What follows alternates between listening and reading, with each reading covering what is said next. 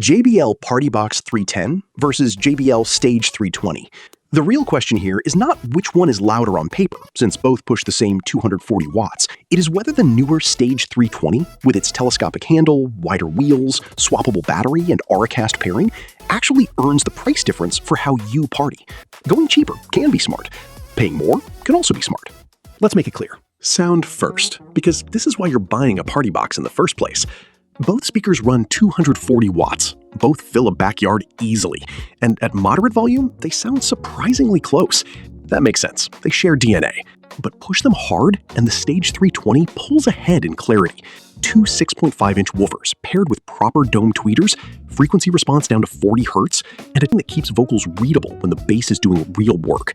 The 310 still hits hard, no question, and there's a review I came across from someone using it weekly at outdoor ballparks who swears the bass tweaks in the app are addictive, switching between deep and punchy by song. Real talk though, at maximum volume, the 310 can get a bit muddy unless you ride the EQ. The 320 holds composure better up top, even if some testers note it can edge into sharpness at full crank. For pure bass slam, the 310 is the one you'll feel in your chest. For balanced, party-loud sound that doesn't fatigue, the 320 has the edge. Now, moving these things. Both weigh around 38 to 40 pounds. Neither is a casual carry. The 310 has wheels and a telescopic handle, and folks who own one will tell you it rolls fine on smooth concrete, but starts getting tippy on grass, gravel, or door thresholds. There's a recurring gripe in the community about those skinny rollerblade-style wheels, and a few owners have had to lift it through doorways to keep it from rocking over. The Stage 320 directly addresses that. Wider, sturdier wheels, a redesigned handle that feels more like a piece of luggage than a speaker accessory. If you're moving from garage to patio to trunk to park every weekend, that change matters more than the spec sheet suggests. One person hauling it solo, the 320 makes that life easier. The 310 still works, but you'll plan your routes around it. Battery is where the gap really opens. Both claim 18 hours, and both deliver that number only at moderate volume with lights tame. Crank it with bass boost and the lights flashing, you're closer to 7, maybe 8 hours on either. Here's where the 320 pulls ahead in a way that should matter to anyone running long events. The battery is replaceable. Buy a spare, swap it mid-party, keep going. The 310's battery is sealed inside, so when it eventually degrades after a few years of heavy use, that's the lifespan of the whole speaker. The 320 also gets a 10-minute fast charge that buys you about 2 hours of playtime, which is a genuinely useful feature when you forgot to top it up before a barbecue. Charging speed otherwise is similar. If your parties run all day, or you're a mobile entertainer doing back-to-back shows, the 320's flexibility is a real upgrade. On Karaoke, both have dual mic inputs and guitar inputs, and both let you tune echo and EQ in the JBL app. The 310 puts mic volume on the back of the speaker, which a few owners found mildly annoying mid-song. The 320 keeps dedicated mic controls right on top, easier to tweak on the fly.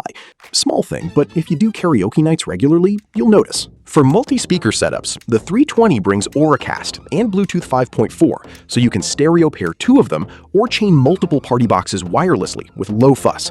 The 310 uses an older true wireless stereo system, and friends of owners have flagged that wired daisy chaining is more reliable than going wireless on that older protocol. If you might expand your setup later, the 320 is built for that future. So what does each one actually give you for the money? Both sit in a similar premium range, with the Stage 320 usually a bit higher. The 310 is the older platform, which means it tends to drop more aggressively during sales events on Amazon, and you can occasionally catch it at a real bargain. The 320 holds its price steadier, but you're paying for the swappable battery, the better wheels, Auracast, Bluetooth 5.4, the slightly cleaner sound at high volume, and the on-top mic controls. The 310 still delivers most of the party experience, and that signature deep bass plenty of owners specifically prefer.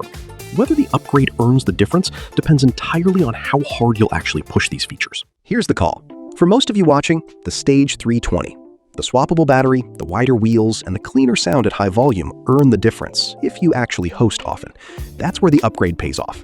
If your thing is pure chest-thumping bass and you'll mostly roll it on smooth concrete, the 310 still slaps and gives you better value. If you're a mobile entertainer or doing back-to-back events, no fluff, the 320 is the only one that makes sense with that replaceable battery. The 310 tends to drop harder during Amazon sales, so if budget rules, wait for a deal on it. And you, which one would you pick? Let me know in the comments. Both linked below with the current price.